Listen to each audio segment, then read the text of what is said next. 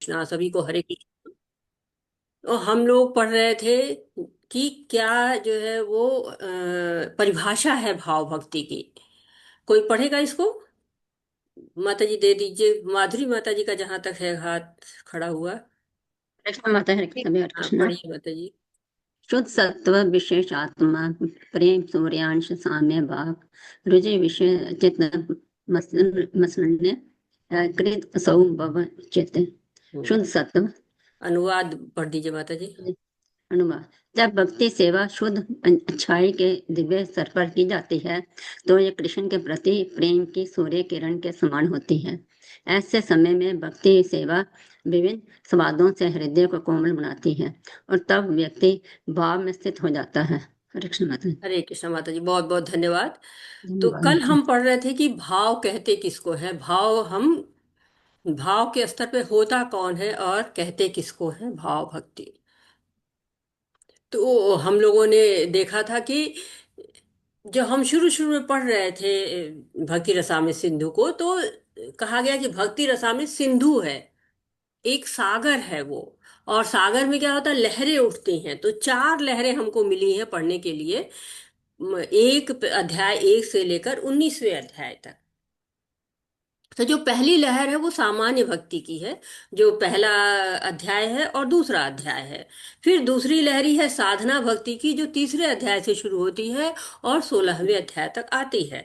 फिर हम भाव भक्ति पढ़ रहे हैं जो 17 और 18 अध्याय में होगी, और उसके बाद प्रेमा भक्ति जो 19वें अध्याय में है। तो ये हम जो भाव भक्ति पढ़ रहे हैं इस समय। तो भक्ति की हमने पढ़ा था 6 विशेषता होती हैं।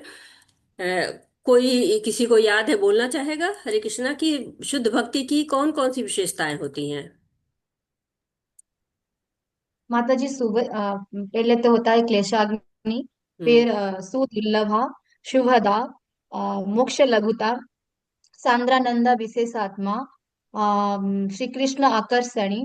कृष्णाकर्षणी। हाँ, श्री कृष्णाकर्षणी। कृष्ण आकर्षणी। तो जब साधना और भक्ति हम करते हैं तो उसमें जो भक्ति क्लेशग्नि है वो मिल जाता है, यानी कि सारे क्लेश समाप्त हो जाते हैं।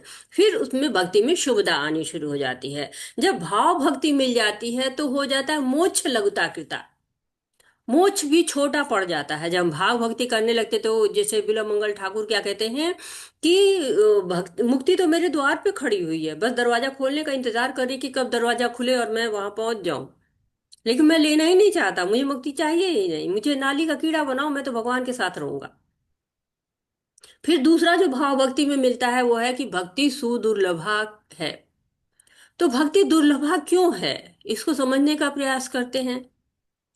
कि जब हम साधना करते हैं तो साधना अगर हम बिना आसक्ति के करते हैं, अनासक्त साधना जिसको कहते हैं, हम बहुत दिनों से साधना कर रहे हैं और भगवान में आसक्ति हो ही नहीं रही है, तो क्या होगा?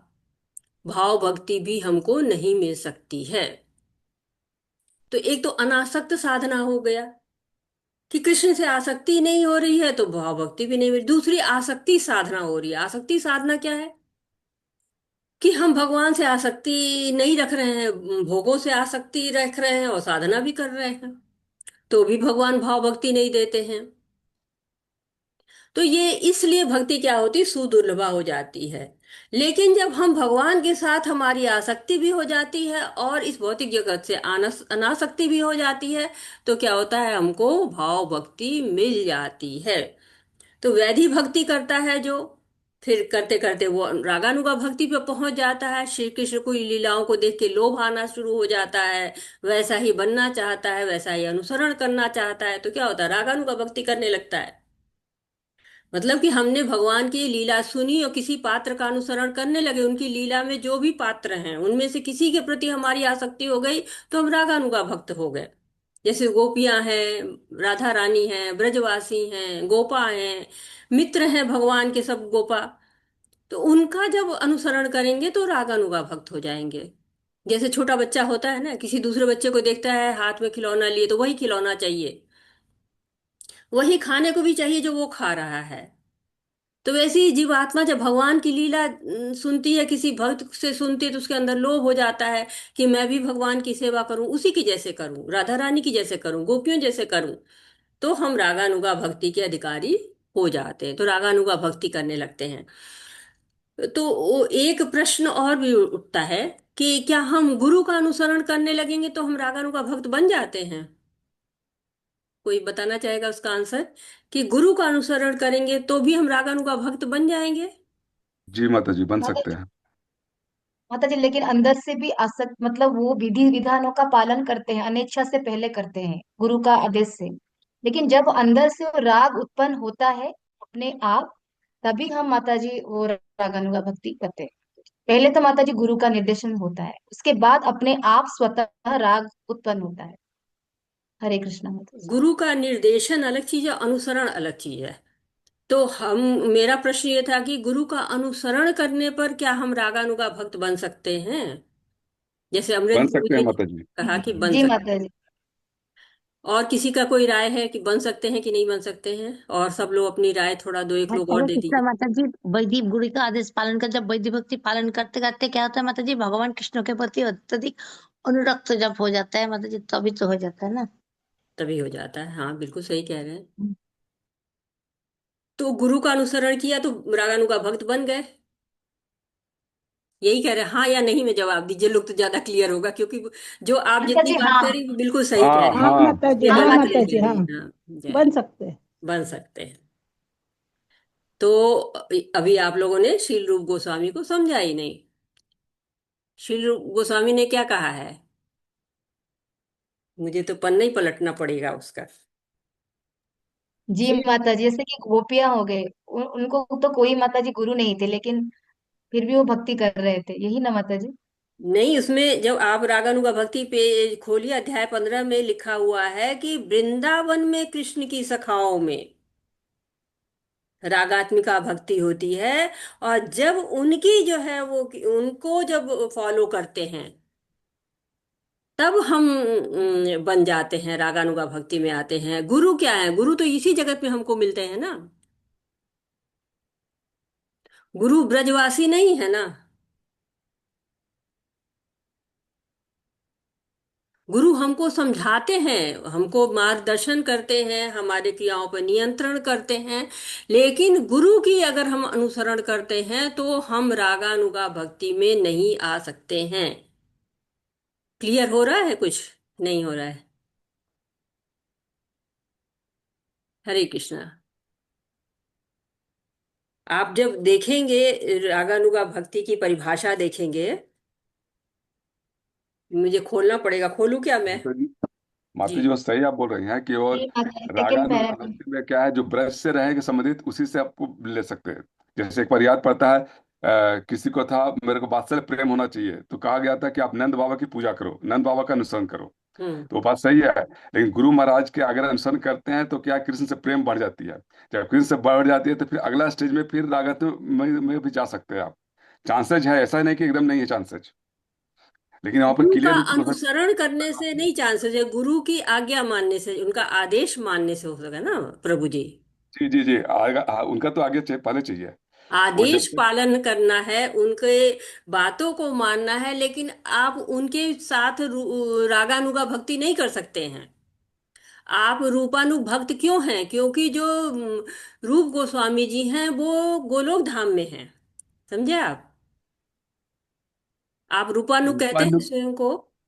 तो आप रूप गोस्वामी को फॉलो कर रहे हैं, लेकिन रूप गोस्वामी यहाँ नहीं है। रूप गोस्वामी कहाँ है? गोलोक धाम में है, मंजरी बन के हैं। हाँ तो आप सही है। उनको फॉलो कर रहे हैं, लेकिन यहीं पर अगर कोई, यहाँ पे कोई गुरु है आपका और आप उसको फॉलो कर रहे हैं, तो आप रागानुगा भक्त नहीं है। उसको फॉलो करके आप क्या कर रहे हैं? वैधि साधना भक्ति कर रहे हैं। माता जी, यहाँ पे लिखा है, जैसे आपने बोला है कि हम्म। रागानुगा भक्ति में इन व्यक्तियों को भक्ति के विषय में कुछ भी नहीं सीखना पड़ता। जी। तो वो डायरेक्ट, मतलब उनको समस्त विधि विधानों में अपने आप ही कुशल होते हैं, तो कुशल। वही रागानुगा भक्ति प्राप्त हो चुकी होती है जी उनको। जी जी हाँ। माता जी, बिल्कुल सही। है माता ना? मैंने मा- ये जो इतना बोला है वो इसी चीज को क्लियर करने के लिए यहाँ पर आए, नहीं तो रागानुगा भक्ति पे मुझे नहीं आना चाहिए था आज के दिन, क्योंकि हम भाव भक्ति में चल रहे थे। लेकिन इस पॉइंट को क्लियर करने के लिए ही मैंने आज ये बात उठाई है यहाँ पे, कि गुरु हमको समझाते हैं, हमको बताते हैं, हमको करते हैं, तो हम वैधि साधना भक्ति करते हैं। और वैधि साधना भक्ति करते करते हम रागानुगा भक्ति में जा सकते हैं। लेकिन रागानुगा भक्ति हम गुरु का अनुसरण करके हम सोचे कि हम रागानुगा भक्त बन गए, नहीं, गुरु के निर्देशन में हम रागानुगा भक्त बन सकते हैं। जी बिल्कुल सही मत है जी। क्लियर? गुरु के निर्देशन से, चूंकि क्या है, आप वैदिक साधना करके आप में कृष्ण प्रेम विकसित हो जाएगा। लेकिन हम्म। जब आप ब्रज धाम में पहुंचेंगे, मतलब गुरु महाराज की आज्ञा हुआ, ब्रज धाम में वास करेंगे, तभी जाके आपको मिलेगी। क्योंकि रागात्मक भक्ति में कहा जाता है स्वतः प्रेम आना चाहिए भगवान के प्रति। जी, और वो स्वतः तभी प्रेम आएगा आना जबकि आप चाहिए। ब्रजवासी से मिलेंगे। और आपको अनुसरण भी ब्रजवासियों का या जो गोलोक धाम में उनका करना है, उनकी जी जी लीलाओं जी। में, भगवान की लीलाओं में जो है उनका करना है। गुरु वही तो हमारे यहाँ भौतिक जगत में गुरु है ना, सही है। तो उनके साथ उनके निर्देशन में कार्य कर रहे हैं, उनके अनुसार कार्य कर रहे हैं, तो वो वैधि साधना भक्ति है। ये मैं क्लियर करना चाहती थी। तो क्लियर हो चुका है, आगे बढ़ते हैं। तो कहते हैं कि जो भाव भक्ति है वो अवस्था को हम कहते हैं कि वो अवस्था वो होती है, जैसे कि कल हम लोगों ने बात किया हुआ था कि शुद्ध सत्व विशेष आत्मा, शुद्ध सत्व हो जाता है। शुद्ध सत्व यानी कि जो रजोगुण से, तमोगुण से और सतोगुण से भी जो ऊपर हो जाता है, शुद्ध सत्व पहुंच जाता है। तो वो शुद्ध सत्व जो होता है उसको दो चीजें उसकी विशेषताएं होती हैं। क्या होती है उसकी विशेषताएं? कि उसके अंदर शुद्ध ज्ञान आ जाता है, शुद्ध ज्ञान आ जाता है, और शुद्ध जो है वो उसको आनंद मिलना शुरू हो जाता है। शुद्ध ज्ञान और शुद्ध आनंद। अब शुद्ध ज्ञान क्या होता है, मैं थोड़ा सा आपको करूंगी, ज्यादा नहीं, क्योंकि शुद्ध ज्ञान आप कहेंगे कि ज्ञान क्या माथ धो के साफ थोड़ी ना कर दिया जाता है। कैसा कौन सा ज्ञान होता है जो शुद्ध कहलाता है? कोई इसमें अपनी राय रखना चाहता है तो रख सकता है। वो कौन सा ज्ञान है जो शुद्ध कहलाता है?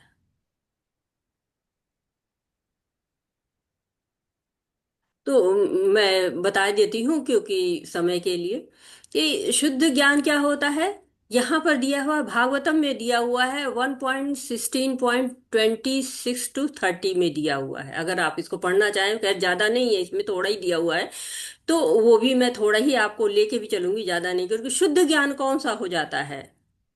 तो जब उसमें बुद्धि भी उसकी शुद्ध हो, कृतज्ञता उसके अंदर होनी चाहिए, स्थान, वस्तु और समय के परिस्थिति जन्य वातावरण को समझने की क्षमता होनी चाहिए, सर्वव्यापी ज्ञान होना चाहिए और आत्मज्ञान होना चाहिए।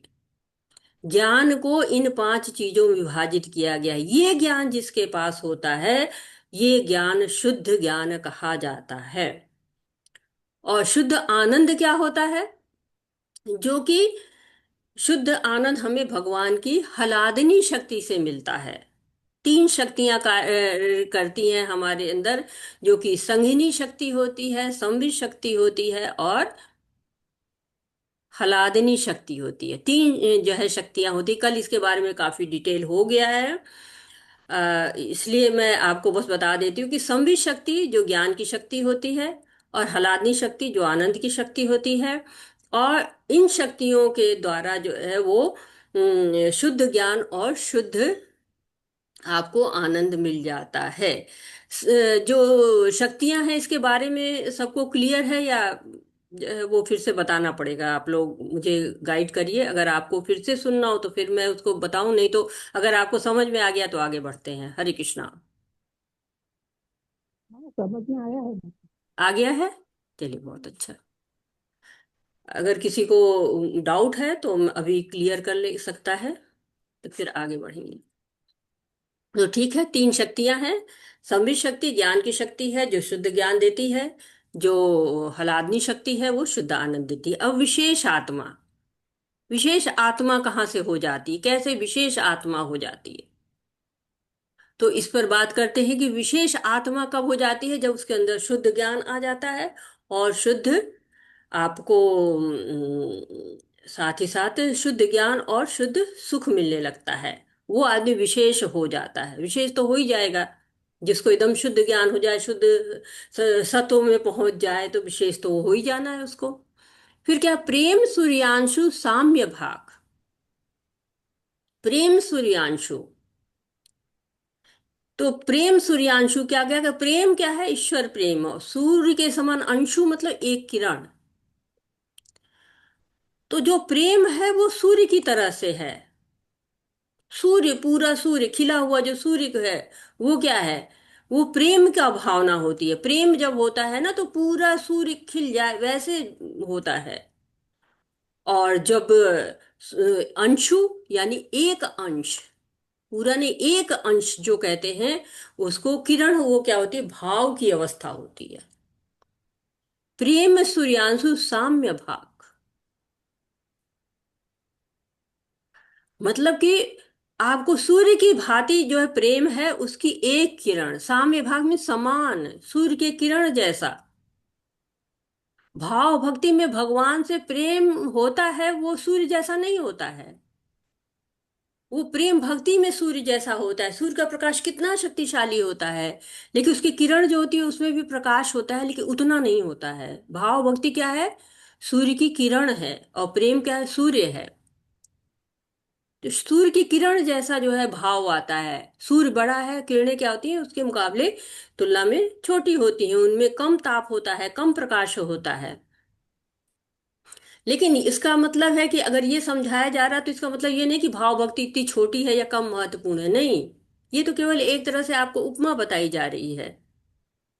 भाव भक्ति में बहुत शक्ति है, वो आपको प्रेमा भक्ति तक ले जाएगी। और सूर्य जितना शक्तिशाली प्रेम हो जाएगा। महत्व कम नहीं है, बहुत महत्वपूर्ण है। लेकिन अंतर कैसा है? जैसे कि आत्मा और परमात्मा का अंतर हम कहते हैं कि गुणात्मक रूप से समान है लेकिन मात्रात्मक रूप से कम है। आत्मा और परमात्मा के भेद में यही हम कहते हैं ना कि गुण तो एक ही जैसे हैं। जैसे समुद्र और समुद्र के बूंद में एक ही जैसे गुण होते हैं, लेकिन मात्रा में फर्क होता है। यही अंतर क्या है? भाव भक्ति और प्रेम भक्ति में है। प्रेम भक्ति क्या है? 100% है, भाव में उतना नहीं होता है। तो पहले शुद्ध सत्व में आएंगे, शुद्ध विशेष आत्मा बन जाएंगे, तब भाव भक्ति तक पहुंचेंगे। तो थोड़ी ऊष्मा, थोड़ा प्रकाश जैसा किरणों में होता है, वैसे ही भाव भक्ति का स्तर होता है। तो भाव प्रधान जब कोई होता है तो शुद्ध भी होता है, आध्यात्मिक भी होता है। लेकिन प्रेमा भक्ति में इंटेंसिटी ज्यादा होती है, ज्यादा शक्ति होती है। पर भाव भी ऐसा नहीं कि सबको मिल जाता, उत्तम अधिकारी को ही भाव मिलता है। जो श्रद्धा से प्रेम तक की यात्रा हम करते हैं उसमें 8वें नंबर पर भाव है, 9वीं सीढ़ी पे क्या हो जाता है? प्रेम अवस्था मिलती है। तो एक तरह से उच्च अवस्था भाव में मिल जाती है, और उच्चतम अवस्था बस मिलने ही वाली है। तो जैसे हम लोगों ने कहा था कि भाव भक्ति में रुचि जो है वो बदलती नहीं है। कल हमने पढ़ा था ना रुचि के बारे में, कि रुचि, मैं उस सेंटेंस को आपको पढ़ के सुनाती हूँ जो था किताब में, कि क्या कह रहे हैं? कह रहे हैं कि ऐसा भक्त भौतिक आसक्ति का तनिक भी विचलित नहीं होता, वह राधा कृष्ण की सेवा में ही रुचि दिखाता है। तो भगवान की सेवा में ही रुचि उसको आती है।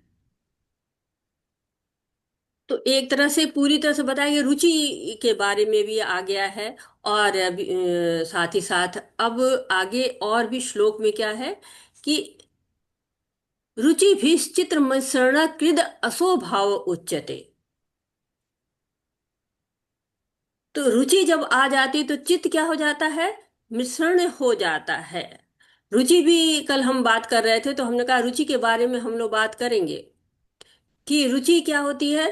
जब इंद्रियां जो है वो कृष्ण की तरफ पूरी तरह से चली जाएं, पूरी तरह से शुद्ध सत्व में आ गए, सूर्य की किरण जैसा भाव आ गया, भक्ति में चित्त मिश्रण होने लगा। मिश्रण मीन्स क्या होता है कि कोमल होने लगता है, टेस्ट आना शुरू हो जाता है।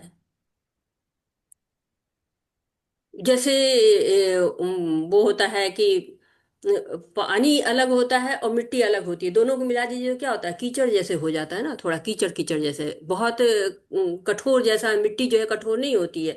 वैसे ही जो हृदय में कठोरता होती है ना, उसमें थोड़ा पानी मिल जाता है, भगवान का प्रेम मिल जाता है, कोमल होना शुरू हो जाता है।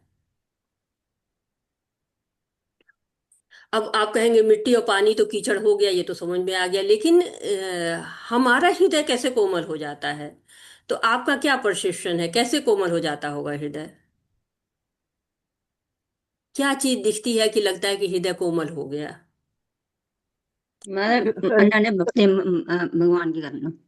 भगवान मैंने के भक्ति सीख। नाम रूप माता गुण जी सारे जप करने। चीज में जब संभाव रहता है, मतलब कोई भी अनुकूल परिस्थिति हो गई, प्रतिकूल हो गई, और किसी में मतलब कोई इसको परेशानी नहीं हमें से होती, नहीं होना जी। संभाव रहते हैं, तभी लगता है कि हाँ, मतलब दुखद परिस्थिति भी आए तो लगता है कि हाँ, हृदय कोमल हुआ है।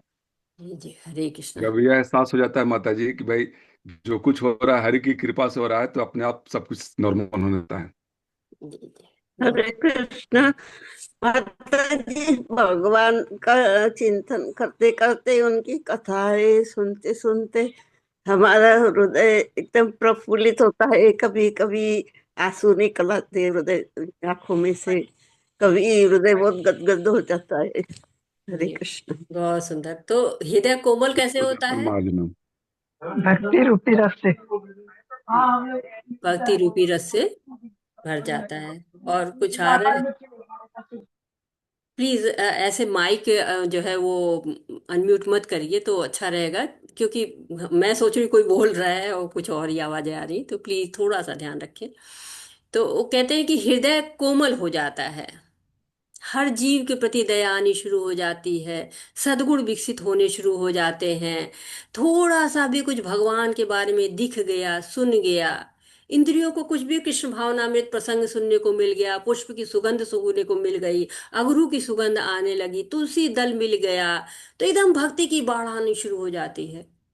भक्ति दिखाई पड़ने लगती है, भक्ति एकदम से इतनी हो जाती है कि लोगों को नजर आने लगता है। जैसे चैतन्य महाप्रभु जब वृंदावन जा रहे थे, कोई नाला नदी दिखे तो दौड़ के जाके जो है नहाने लगते, यमुना मैया यमुना मैया। कोई गोवर्धन पर्वत दिखा, दंडवत करने लगे। तो क्या होता है, ये प्रेम भक्ति टॉप मोस्ट, मतलब एक तरह से चैतन्य महाप्रभु तो राधा रानी का भाव ही लिए हुए थे।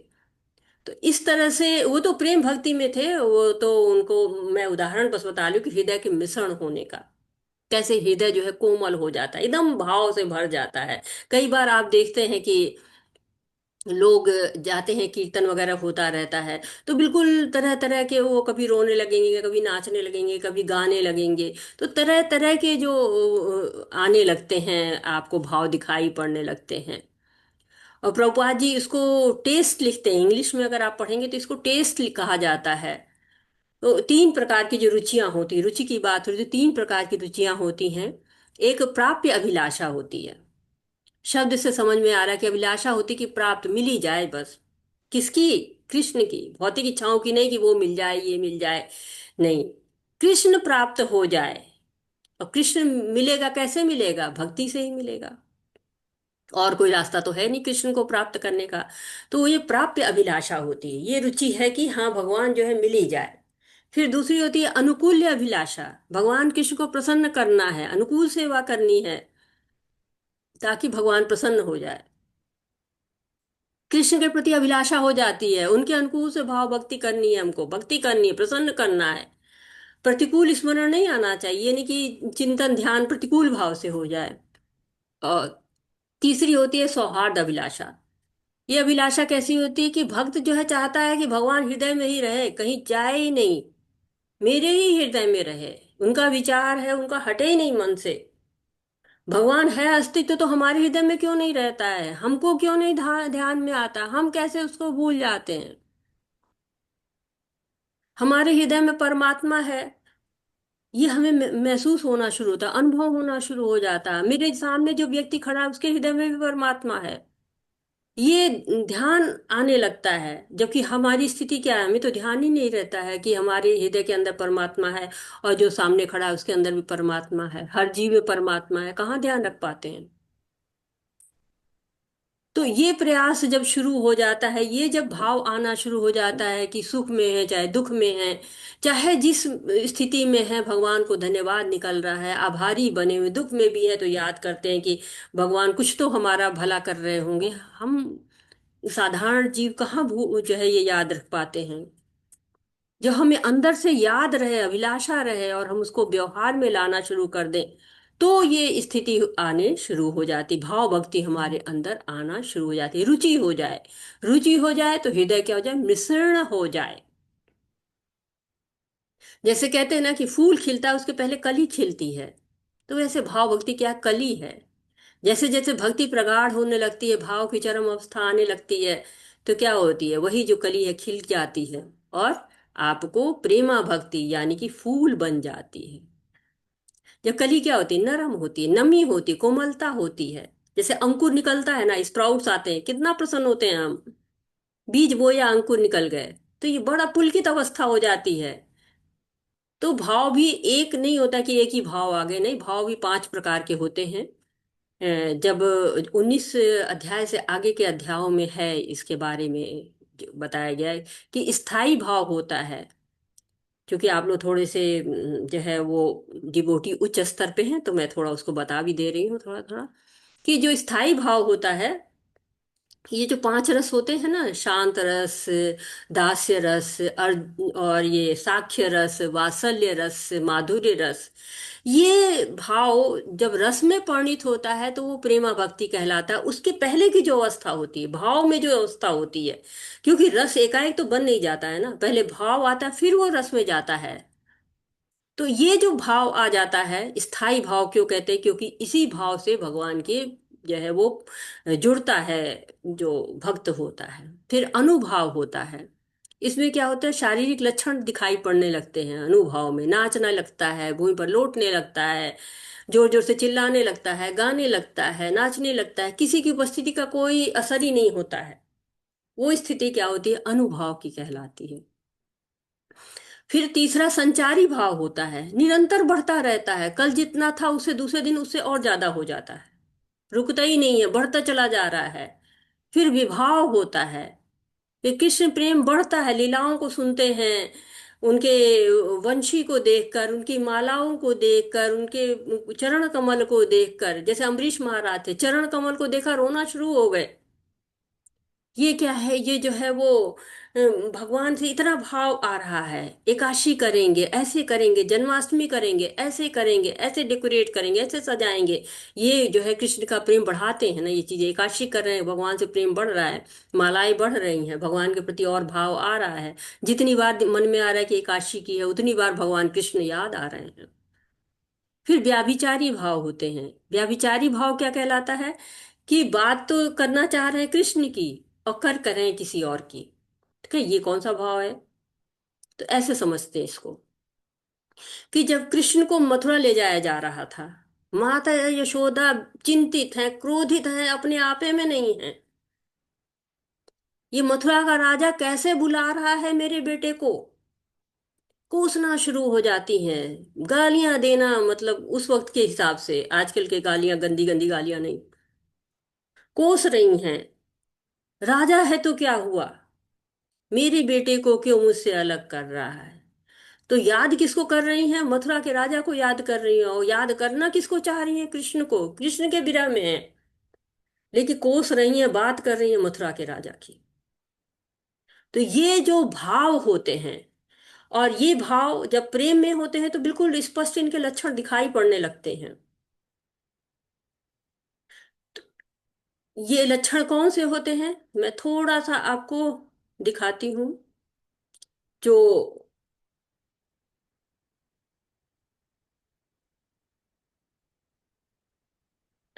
इसमें है, आपको भक्ति रसामृत सिंधु में है, अस्तित्वगत परमानंद प्रेम के 8 लक्षण हैं। स्तब्ध हो जाना, पसीना आना, शरीर के रोंगटे खड़े हो जाना, आवाज का लड़खड़ाना, शरीर का कांपना, शरीर के रंग में परिवर्तन होना, आंसू बहाना और विक्षिप्त हो जाना। ये क्या है, अष्ट विकार बोले जाते हैं, प्रेम में आते हैं, लेकिन इनकी नींव तो भाव में पड़ना शुरू हो जाती है।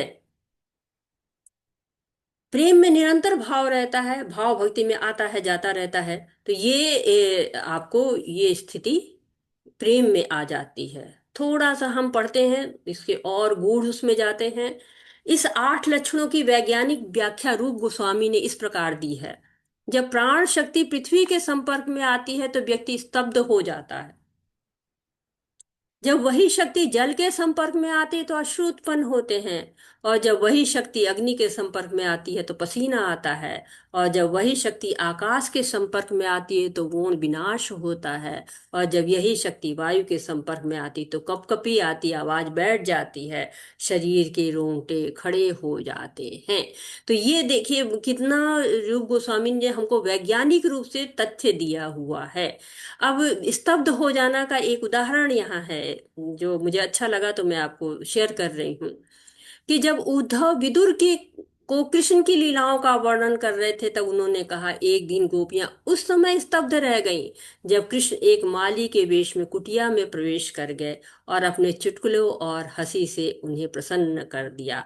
जब कृष्ण कुटिया से निकले तो गोपियां कृष्ण को इतनी भाव विभोर होकर देख रही थीं, ऐसा लग रहा था मानो उनके मन और आंखें दोनों उनका अनुसरण कर रही, तो ये स्तब्ध हो गई हैं।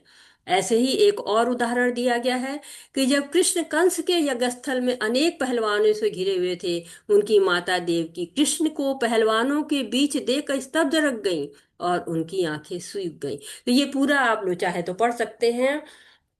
ये आपको अध्याय 28 है जैसा दिख रहा है, भक्ति रसामृत सिंधु का ही ये 28 है। ये प्रेम की है, लेकिन भाव जो है क्या होता है, प्रेम में तो भाव ये आते ही हैं, लेकिन भाव जो अवस्था होती है उसमें भी ये लक्षण आना शुरू हो जाते हैं। तो कहते हैं कि जब रुचि विश्चित मिश्रण या शुद्ध सत्व हो गया, विशेष आत्मा हो गए, और किरणों की तरह से, सूर्य की किरणों की तरह से एक तरह से प्रेम आ गया है, रुचि आ गई है, चित्त जो है मिश्रण हो रहा है, कृद असो भाव उच्यते, तो क्या हो जाता है, भाव भक्ति उत्पन्न हो जाती है। ये स्थिति जब आती है तो भाव भक्ति है वो आ जाती है। जो भाव भक्ति होता है उसके अंतर्गत ये सारे लक्षण आ जाते हैं।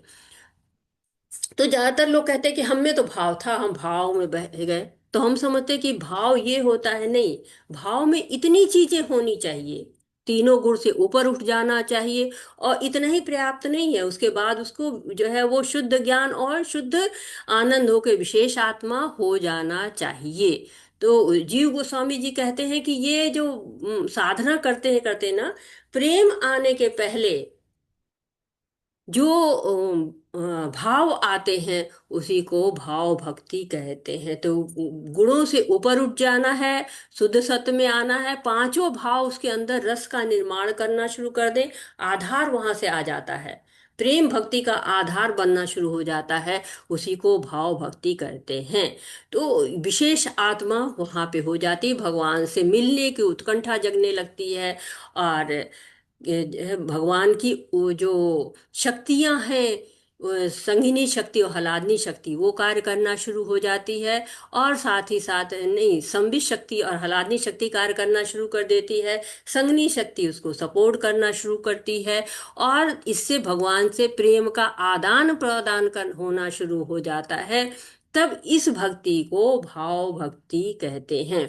तो तीन चीजें हो गई, कृष्ण से मिलन की उत्कंठा शुरू हो जाती है, प्रेम का आदान प्रदान होना शुरू हो जाते हैं, और अनुकूल सेवा करनी शुरू हो जाती है। यही भाव जब और बढ़ता चला जाता है, महाभाव तक जाता है, ये महाभाव की अवस्था किसकी है, राधा रानी की है। राधा रानी जो है वो महाभाव की अवस्था में रहती हैं, सबसे उच्च अवस्था है जो राधा रानी प्राप्त किए रहती। तो प्रेम की प्रथम अवस्था है सूर्य की किरण, सूर्य से पहले आ जाती है, हृदय पिघल जाता है, कृष्ण को प्राप्त करने की इच्छा हो जाती है, कृष्ण को प्रसन्न करने की हो जाती है इच्छा, कृष्ण के साथ रहने की इच्छा हो जाती है, और ये सब इच्छाएं एक तरह से आपको प्रेम में और प्रगाढ़ होती हैं। इसीलिए परिभाषा दी गई है कि प्रेम की प्रथम अवस्था को भाव कहते हैं।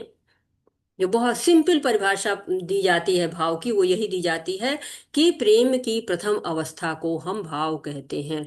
आंसू बहता है इसमें, पुलकित होते हैं, कंपन होता है। कहते हैं ना कि भगवान को आंसू कब आते हैं, आप लोगों ने कोई लीला सुनी है कि भगवान को भी आंसू आते हैं? किसी को लीला याद है जब? जी माता माता जी जी सुदामा की, ये ना जगन्नाथ जब सुदामा बने। सुदामा जाता है मिलने के लिए कृष्ण से, तभी उनको लेने जाते हैं जब सुदामा को, तो फिर तभी उनको होता है ऐसे। तब उनको आंसू आंसू। निकलते हैं, बिल्कुल सही। तो और भगवान के आंसू एक बार और भी आते हैं ना, जब राधा रानी जो है वो निकुंज में उनके प्रवेश वर्जित कर देती हैं कि नहीं नहीं अब आपको नहीं आना है यहाँ पे। तो तब भी जो है वो भगवान की आंख में आंसू आ जाते हैं। या जब राधा रानी तिरछी नजर से देखती हैं और हवा जो राधा रानी को छूकर जाती है, वही हवा जब कृष्ण को छूती है तब कृष्ण के शरीर में पुलक हो जाते हैं, पुलक शरीर, पुलक शरीरा जो बोलते हैं, तो वो पुलक हो जाते हैं। तो ऐसे कई उदाहरण मिलते हैं जब राधा रानी में और जो कृष्ण भगवान में आदान प्रदान हो रहे हैं, तो तभी कई तरह के भाव जो है वो दिखाई पड़ते रहते हैं। तो एक तरह से हम हरे कृष्णा भाव, माता जी, वो पहला कौन सा बताया सुदामा वाला, जब आंसू आते हैं भगवान के? सुदामा के जब आते हैं मिलने के लिए ना, तो चरण धोते हैं ना, असुअन से पग हाँ हाँ धोए। हाँ, ठीक। हाँ, हाँ, आंसुओं से उन्होंने पैर धोए, ठीक है। पैर धोए थे ना, तो पानी वो परात को छुओ नहीं। हाँ देख सुदामा की दीन दशा, करुणा करके करुणा निधि जी, करुणानिधि रोए। हाँ, देख हाँ, यशोदा पानी कितनी। परात पानी को परात हाथ को पियो छुओ नहीं, नहीं।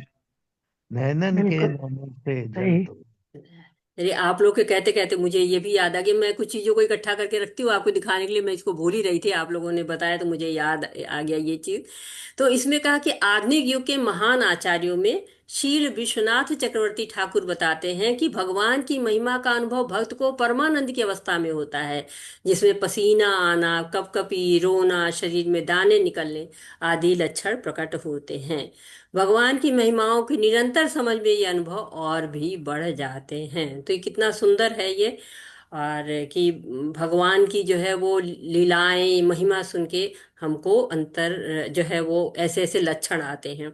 तो एक तरह से आप देखिए कि ये उच्च जो उत्तम भक्ति करते रहते हैं, उनकी एक तरह से ये चीजें आ रही हैं। यशोदा और भगवान के बीच में वो जो दामोदर लीला हो रही है तब वो प्रेम प्रकट हो रहा है, या अर्जुन के साथ जब रथ चला रहे हैं तब भी विभिन्न भाव का आदान प्रदान हो रहा है। तो ये क्या है, सारे उत्तम भक्तों के एक तरह से उदाहरण है, उत्तम भक्त हैं जो कि भगवान के, और उनके अंतर्गत ये सारे लक्षण हैं। इन सब की बात यहाँ पर हो रही है। हरे कृष्णा माता जी, मैं शेयरिंग हटा रही हूँ, आप। माता जी, जी ये जो प्रभु। भाव भाव की जो मतलब परिभाषा दी है, ये हम्म। तो ठीक उसे ही हो गया ना, जब दुर्वासा ऋषि ने अमरीश महाराज को संकट में डाल दिया था, तो अमरीश महाराज कुछ भी नहीं बोले थे और भगवान को याद करने लग गए थे, तो उनके शरीर में सब प्रकट हो गया था, आंसू आना, कंपन आना, सब कुछ प्रकट हो गया था। फिर भगवान फिर चक्र मतलब सुदर्शन चक्र फिर पीछे लग गया था दुर्वासा जी के साथ में। जी प्रभु। अमरीश प्रभु जी का कई बार ऐसा मतलब वर्णन है जब वो आ जाते हैं, भाव में आ जाते हैं। अमरीश प्रभु जी का, चैतन्य महाप्रभु का, इन लोग का कई बार वर्णन ऐसे आते हैं। जी माता जी। दूसरा पैराग्राफ था ना, पहला समाप्त हुआ है, दूसरा पैराग्राफ। हम्म, जी शुभा माता जी, पिपली मैं माता जी स्टार्ट। पढ़ी। जी माता जी। जी कुछ कह रहे हैं माता जी? नहीं नहीं। माता जी, सेकंड पैराग्राफ से। हाँ, ये इसके शुभा हाँ पिपली माता श्रील जी प्रभुपाद, पढ़िए। हाँ बोल, श्रील प्रभुपाद की जय। श्रील प्रभुपाद के द्वारा इसके सब स्पष्टीकरण के लिए पिछले अध्यायों में भक्ति के लक्षणों के साथ ही कतिपय निर्देश भी बतलाए गए हैं कि हम अपने वर्तमान इंद्रियों में किस तरह भक्ति कर सकते हैं, और रागानुगा प्रेम से भाव के स्तर तक धीरे धीरे किस तरह उठ सकते हैं।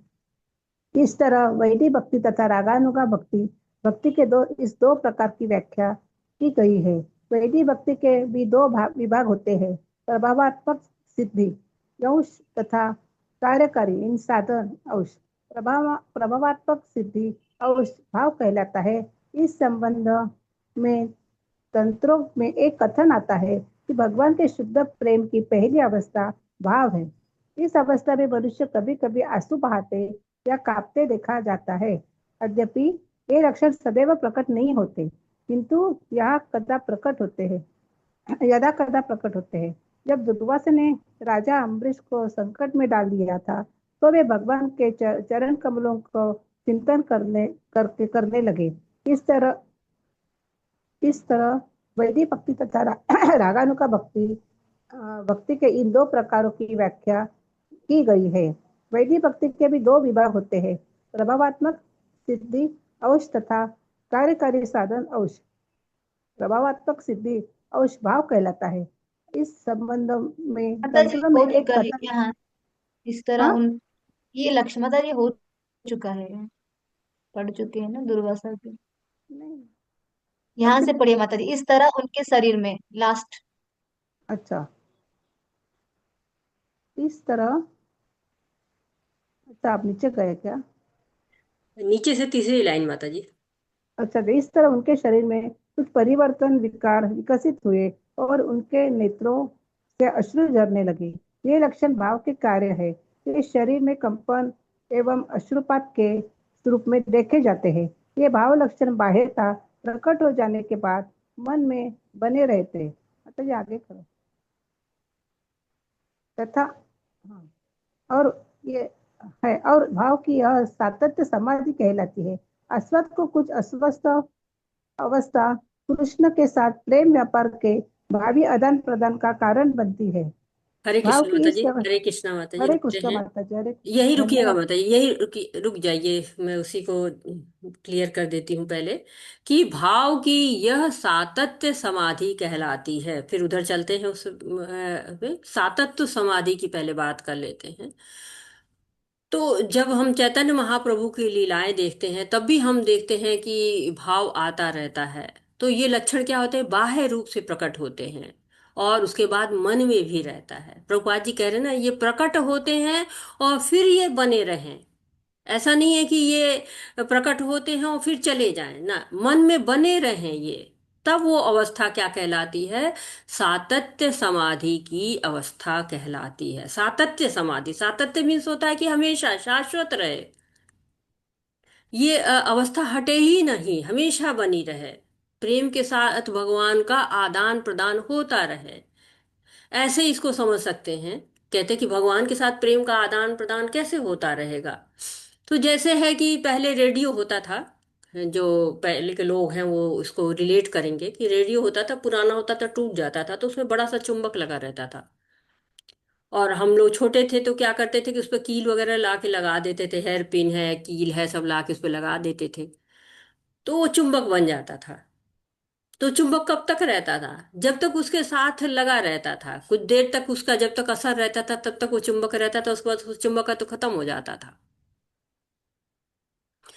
ऐसे ही आप देखिए कि लोहार की धौकनी होती है, उसमें जब देखते होंगे तो आप क्या होता है कि एकदम अग्नि लाल लाल जलती रहती है, उसमें लोहा डाल देते हैं। तो लोहा डालते क्या होता है, वो भी उतनी ही तेज से जलता है, पता ही नहीं चलता है कि ये लोहा कहाँ है, अग्नि कहाँ है। सब जलते ही रहते हैं लाल लाल। अग्नि के संपर्क में रहता है ना लोहा, तो अग्नि का रूप गुण धारण कर लेता है। वैसे ही जब भगवान के सातत्व में रहेंगे, चाहे किसी एक लक्षण में ही रहें, लेकिन जब रहेंगे भगवान के साथ में हमेशा, तो क्या होगा? वो सातत्य समाधि की अवस्था हो जाती है। सातत्य हमेशा भगवान का साथ रहना, ये नहीं है कि हाँ अभी थोड़ी देर के लिए हुआ है, थोड़ी देर में वो समाप्त हो जाना है, नहीं, हमेशा साथ में रहना है। हमेशा जो है वो भगवान के साथ उनका एक प्रेम बना ही रहना है। जब वो अवस्था होती है तो उसको क्या कहते हैं? सातत्य समाधि की अवस्था होती है। समाधि में नहीं, ये नहीं दिख नहीं रहा है कि वो जो है वो लगातार बैठे हुए साथ में, ऐसा नहीं, लेकिन हो क्या रहा है कि हमेशा एक मन के साथ जो है जुड़ाव है भगवान का। तो आस्वाद की यह अवस्था, टेस्ट कहते हैं इसको, शिला प्रभुपाद, आस्वाद मतलब टेस्ट, निरंतर स्वाद लेते रहते हैं।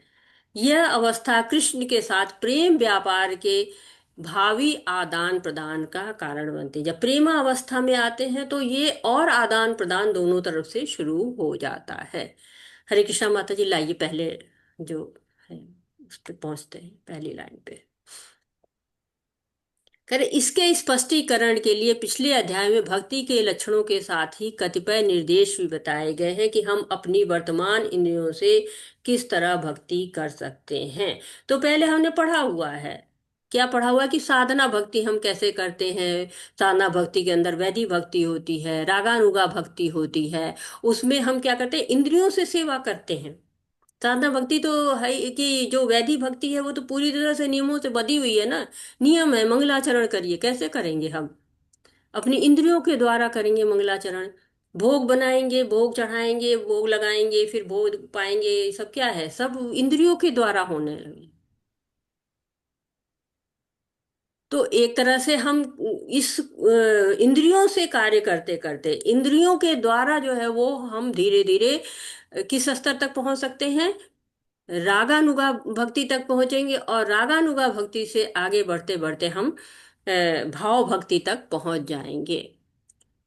तो एक तरह से यहाँ पे कहा, इस तरह वैदिक भक्ति तथा रागानुगा भक्ति, भक्ति के इन दो प्रकार की व्याख्या की गई है। वैदिक भक्ति के दो विभाग होते हैं, प्रभावात्मक सिद्धि अंश तथा कार्यकारी साधन अंश।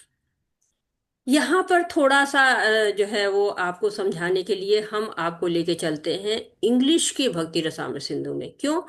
क्योंकि वहां जाके समझ में आएगा कि एक्चुअली में क्या है। मैं आपको ले चलती हूँ। कौन सा ये है? 17वां अध्याय है ना ये? जी माता जी।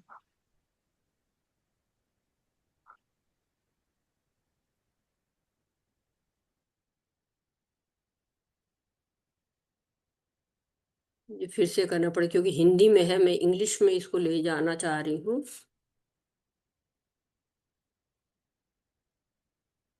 शेयर कर दिया मैंने। शेयर हो रहा है? शेयरिंग नहीं हो रही है?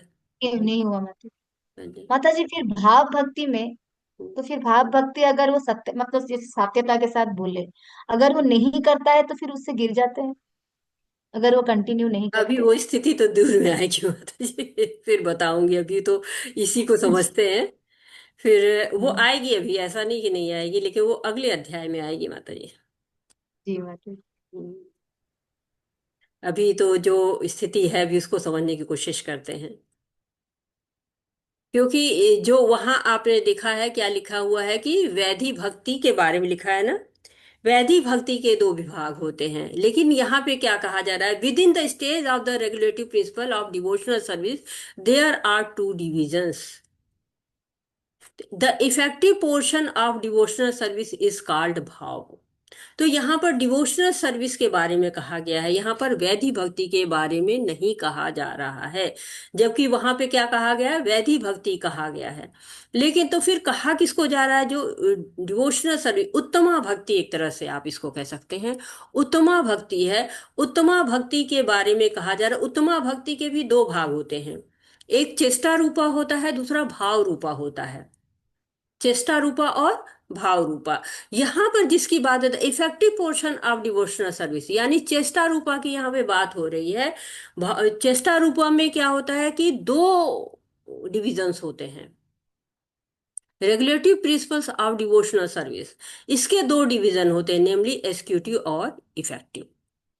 तो यहाँ पर एक तरह से इनकी बात हो रही है कि दो जो भाग होते हैं। अब मैं इसको हिंदी में कर दे रही हूँ, जो हमारा वैसे ही आ जाएगा।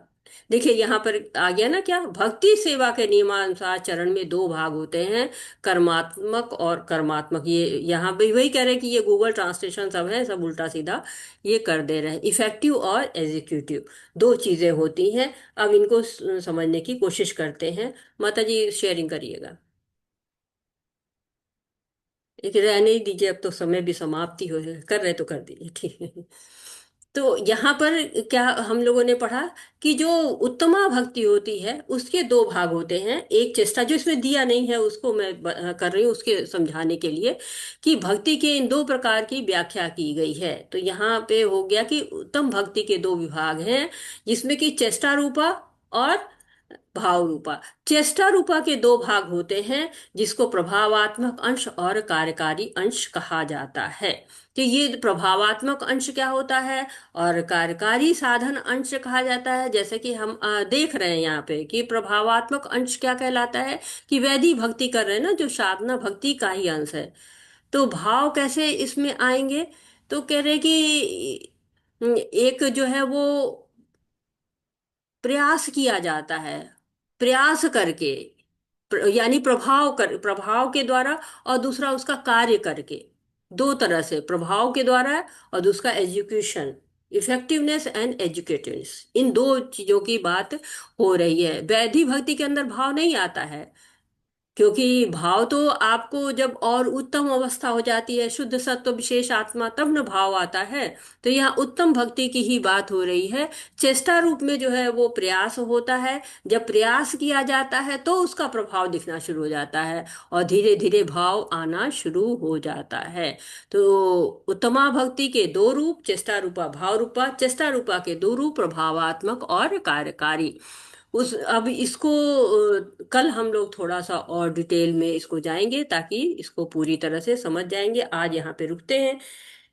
वाछाकल्पतरुभ्यश्च कृपा सिन्धुभ्य एव च पतितानां पावनेभ्यो वैष्णवेभ्यो नमो नमः। अनंत कोटि वैष्णव वृंद की जय, शिला प्रभुपाद की जय, सभी भक्तों की जय, भक्ति रसामृत सिंधु की जय, भगवत गीता महाग्रंथ राज भागवतम की जय, सभी गोस्वामियों की जय, चैतन्य महाप्रभु की, सभी भक्तों की जय, सभी श्रोताओं की जय। हरे कृष्णा कृष्ण कृष्ण हरे हरे, हरे राम राम राम हरे राम हरे। राम सभी को हरे हरि कृष्णा, सभी का बहुत बहुत धन्यवाद। हरि बोल हरि बोल। माता जी माता जी के का भी धन्यवाद। हरे कृष्णा।